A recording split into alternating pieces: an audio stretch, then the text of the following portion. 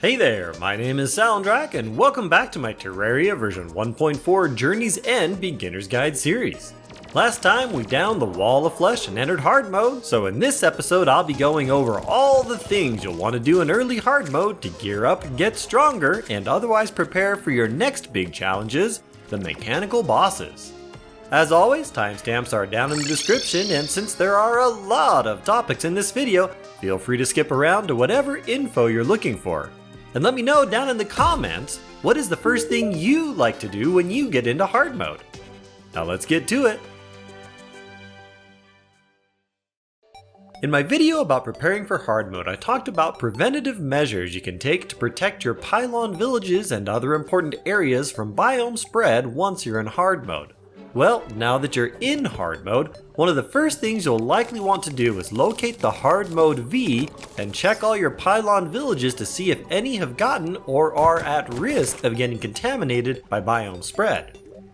If you followed my advice and built your Wall of Flesh runway out of stone, you should be able to quickly locate the hollow and evil sides of the base of the V, but beyond that, you'll want to warp back up to the surface and probably run out both sides from the middle to locate where precisely the two sides of the V are at. If it looks like they might spread somewhere you don't want them to be, now is probably a good time to go ahead and dig out tunnels as explained in that pre-hard mode video to ensure that nothing spreads where it isn't wanted.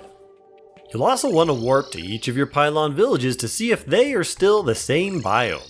Here in the world that I started the series, my main base took a direct hit from the crimson side of the hard mode V. I can still use this as my spawn point and crafting and storage area, but since the area is crimson now, all of the NPCs have moved out and the pylon has stopped functioning. Lucky for me, I had an NPC motel area nearby that is still regular forest. As for cleanup, short of manually removing all of the evil blocks in the area, there's not a lot I can do right now to get things back to normal. Digging out all the evil blocks and grass is extremely tedious and makes the area look all sorts of ugly, and the only other cleanup option available at this point, purification powder from the Dryad, has an extremely short range. Once I've gotten the contaminator though, which arrives with the steampunker after a mechanical boss has been defeated, it will be really easy to clean up using the protective tunnels I had made before entering hard mode. But what about the hollow? Well, the good news here is that NPCs are more than happy to live in the beautiful hollow biome, and because there are hollow versions of forest, snow, desert, and cavern, any pylons previously placed in these biomes will continue to function in the now hollow hybrid versions of these biomes. Now, one last biome contamination issue I'll mention at this point is the jungle.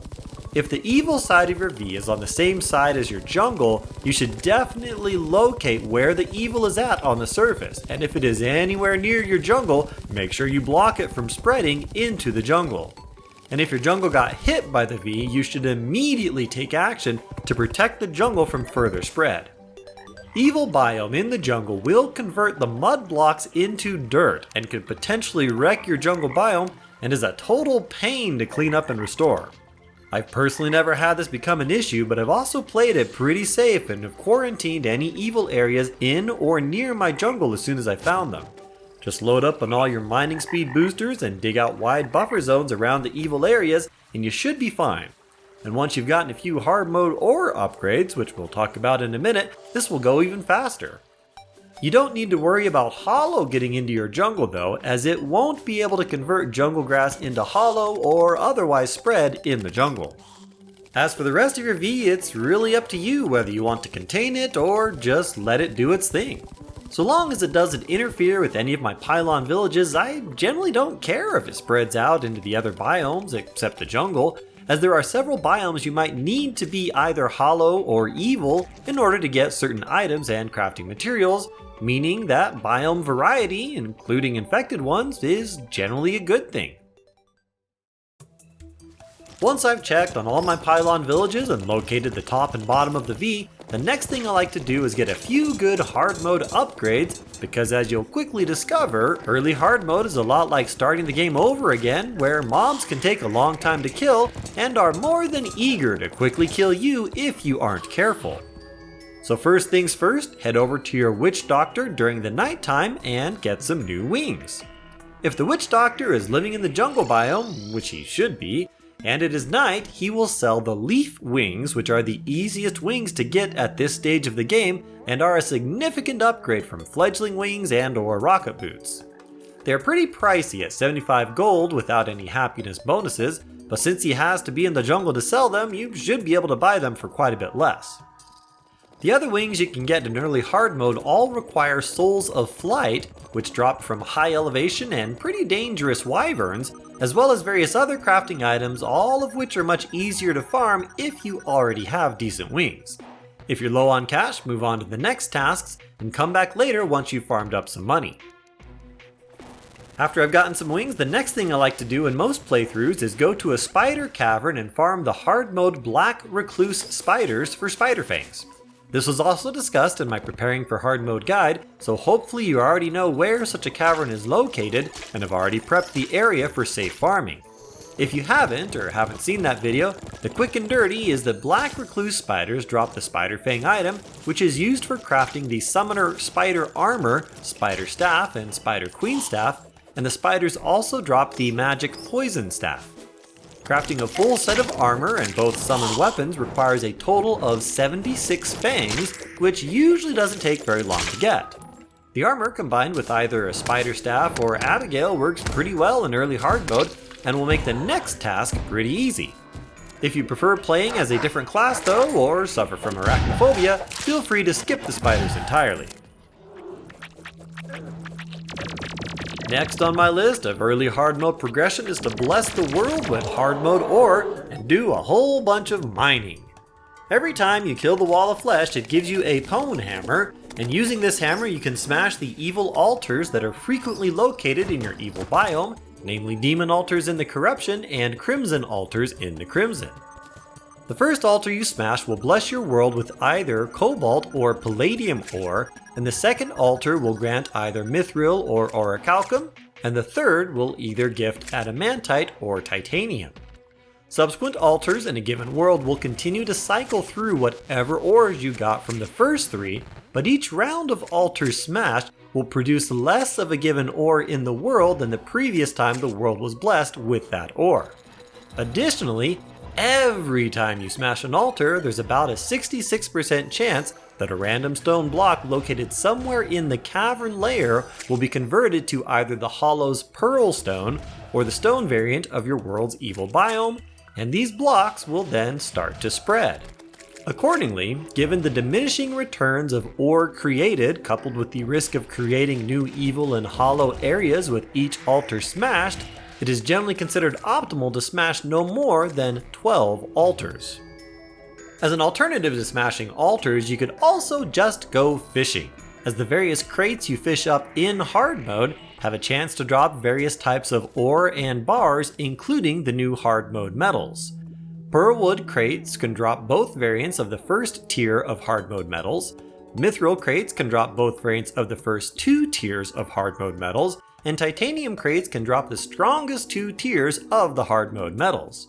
Hard mode biome crates can drop all types of ores and bars, and while you're fishing you might also snag up some good weapon upgrades such as the Blade Tongue Sword from the Crimson, the Toxicarp ranged weapon from the Corruption, or the Crystal Serpent magic weapon from the Hollow, each of which will be nice upgrades from your pre-hard mode weapons.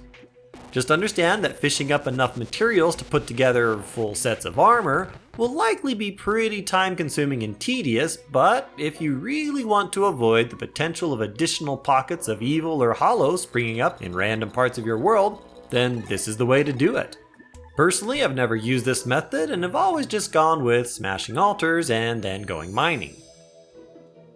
Speaking of which, here's how you do it once you've smashed all the altars you're planning on smashing. In order to progress through the new tiers of hard mode ore, you'll need to start at the bottom and work your way up.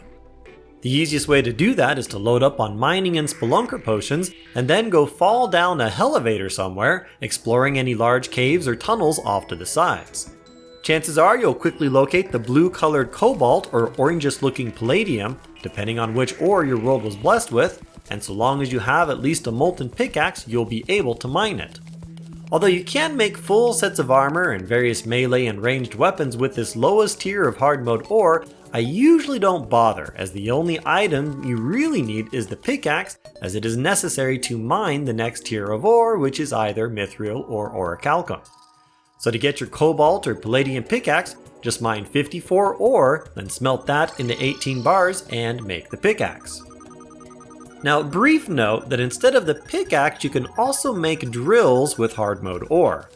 I personally never make drills as I can't stand the noise and they don't double well as a weapon compared to the pickaxes. Stat-wise, they are functionally comparable, with the drill being slightly faster but the pickaxe having a longer range. However, because drills aren't swung overhead, they can't get the same reforging modifiers. So unless you actually like the noise the drills make, you're probably better off just sticking with the pickaxes. Once you've got your first pickaxe or drill, it's time to head back to your elevator shaft and go looking for the next tier of ore, either silvery blue Mythril or pink colored Orichalcum. This time you'll be after at least 100 ore, as you'll need enough bars to make both a pickaxe as well as an anvil, the latter of which will replace your old anvil in your crafting area. And once that's taken care of, time to go mining again, this time for the reddish adamantite or metallic looking titanium. Top priority is getting 30 of this tier of ore, as it is needed to make a new forge by combining the ore with your old hell forge, which must be in your inventory or a nearby open chest, but not placed out in the world, and is crafted using your new anvil. With the new anvil and forge, you'll now be set up to start crafting all sorts of hard mode items and upgrades, and one of the first things you'll likely want to put together is at least one new set of armor. Each of the different types of hard mode ore can be used to make a unique set of armor, each of which has 3 different helmet options, one for melee, one for ranged, and one for magic. Sorry summoners, no love for you until you get the hollowed armor. The Cobalt set is pretty meh and generally not worth making, as it has no particular special perks and just boosts various stats. The Palladium set though is worth making if you found enough Palladium while mining, as it has a nice health regen set bonus that triggers whenever you hit an enemy and can make general early hard mode activities a bit easier. Like Cobalt, the Mythril set also doesn't have any special perks, but its overall stats are good enough that it's probably worth making if you have enough Mythril and don't have enough ore for a higher level set. Orichalcum is also pretty decent as you're working on getting a higher tier set of armor, and has the special ability of shooting flower petals at your enemies for some extra damage. But what you'll probably want to focus on is an armor set made from the top tier hard mode metals, either adamantite or titanium, or one of the hybrid sets made from the 3rd tier of metal, the hybrid melee ranger frost armor, or the hybrid magic summoner forbidden armor. Both the adamantite and titanium armor sets have very strong stats, and titanium armor has the special effect of creating spinning shards around you that will damage enemies that get too close. Either of these sets is perfectly fine for all of your early hard mode activities, including taking down the mechanical bosses. As for the hybrid sets, they are also very strong, particularly if you enjoy the hybrid setups. The downside of these sets though is that they require fighting rare mobs in a sandstorm or snowstorm in the desert or snow biome respectively, as you'll need frost cores from ice golems to make the frost armor, and forbidden fragments from sand elementals to make the forbidden armor.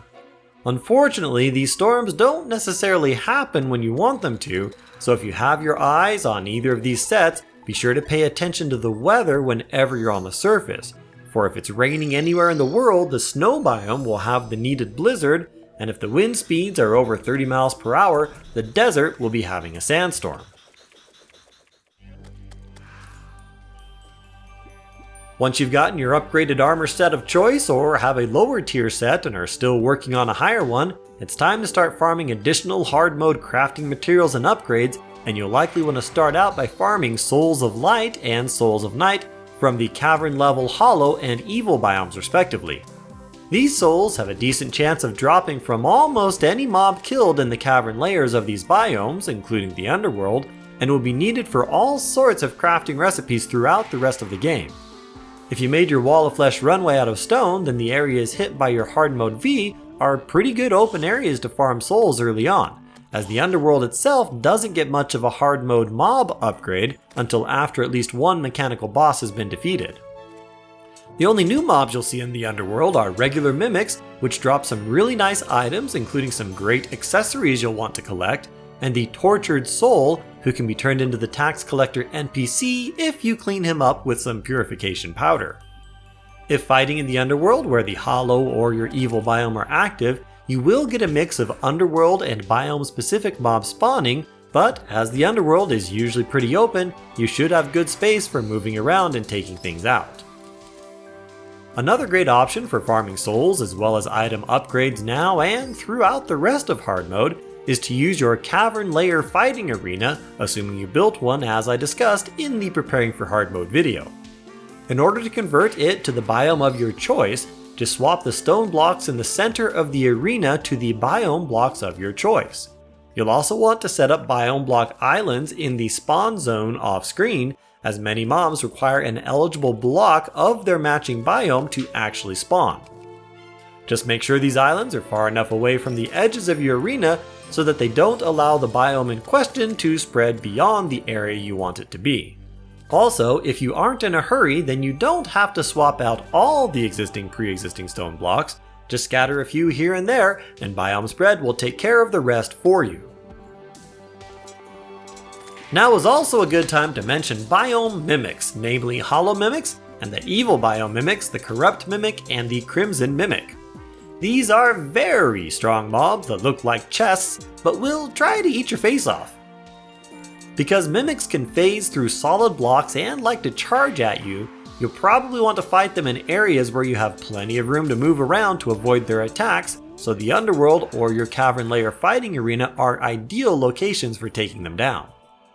Always be prepared to get out of their way when they lunge at you or try to fall down on you, and if using ranged weapons on expert or master mode, be very cautious about shooting at them when they sit still and pretend to be just a chest, as they'll reflect your shots back at you. Each of these mimics can drop a grappling hook, as well as an awesome weapon for melee, ranged, and magic users, and the evil mimics both drop an accessory, while all of them drop greater healing and mana potions. If you're not getting the drops you want or aren't getting as many mimics as you like in your arenas, they can also be spawned manually by crafting a Key of Light or Key of Night using 15 Souls of Light or Night respectively, and then placing that key in an empty chest. This can be done anywhere in the world, including your surface level fighting arena, which can be nice as you will have plenty of room to move around and won't have to worry about other mobs getting in the way. While farming mobs, mining ore, or otherwise killing the various new hard mode enemies, you'll also want to keep your eye out for all sorts of new hard mode accessories. Many of these accessories will provide immunity to various status ailments and can be combined together at your Tinkerer's workshop to eventually form a single item, the Ankh Shield, which will protect you from most status ailments in the game. There are also all sorts of new accessories that provide other protections or damage output boosts, including buffs to the various types of specific class damage. I generally just dump these all into a specific chest at my base and sell any duplicates. If an item has the material tag in the description, be sure to show it to your guide to see what it can be combined with as an upgrade. And when in doubt on what something does or where to get it, just check the wiki. Also, once you've gotten a few decent upgrades, it's probably a good time to farm the Wall of Flesh a few more times to get any class emblems you might specifically want, as well as a few extras, as they too can be upgraded into even more powerful accessories later on. Beyond mimics and randomly dropped items, there are lots of hard mode upgrades that can be obtained through various means that you may want to focus on, or at least acquire so you can test them out and see what weapons and whatnot you like to use.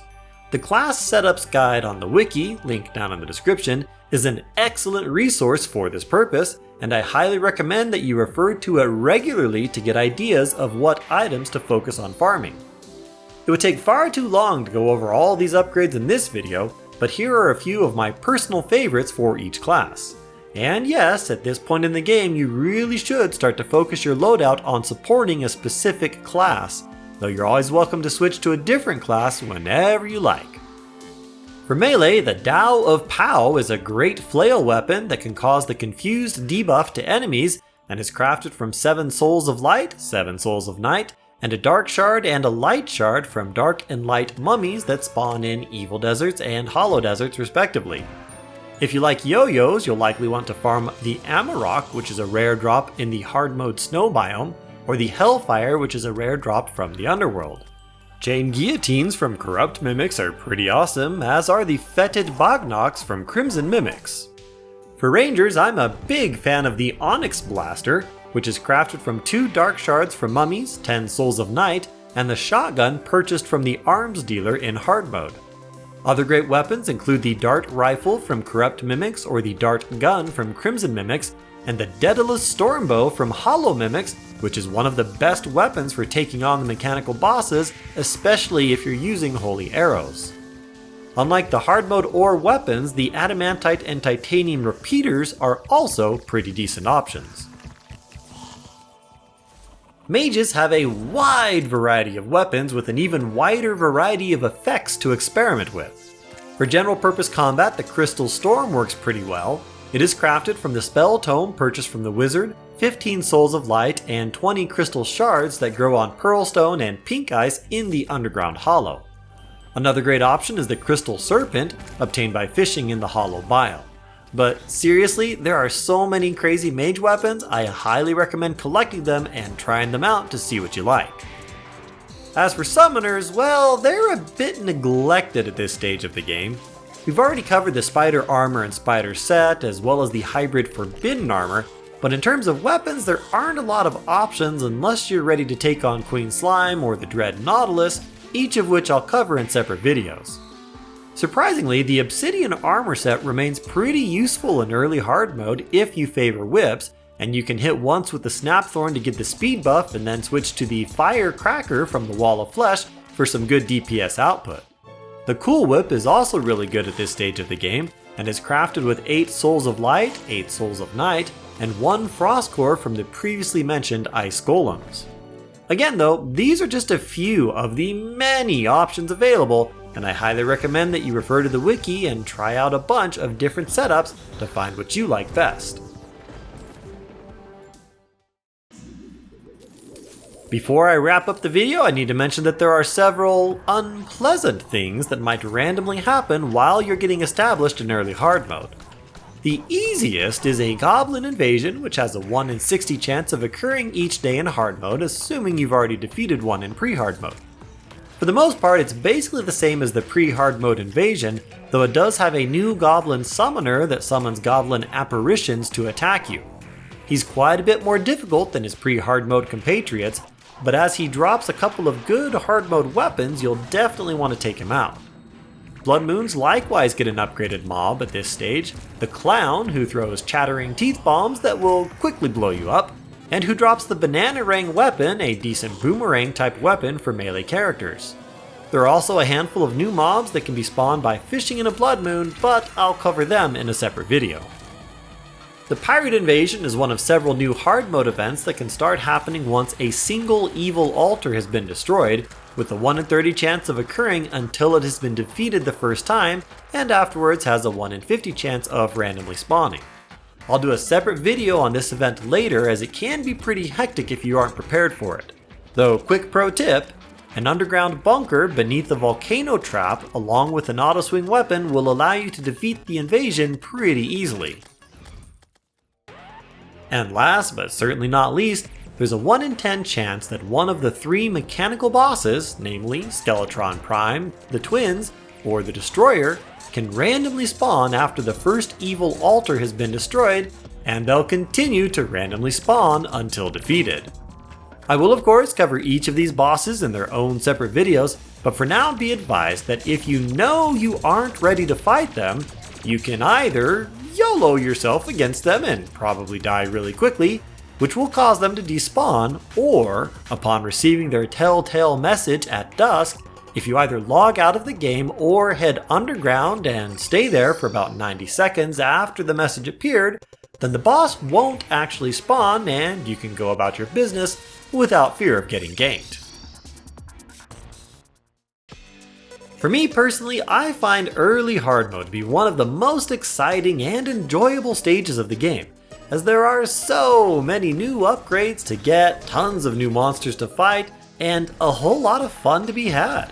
Hopefully this video has given you some guidance and direction regarding things to do and try, but if I could leave you with a few final words of advice, it would be these. Have fun in early hard mode and feel free to experiment with a variety of loadouts and playstyles. Thanks for watching, and I'll see you in the next one. Cheers!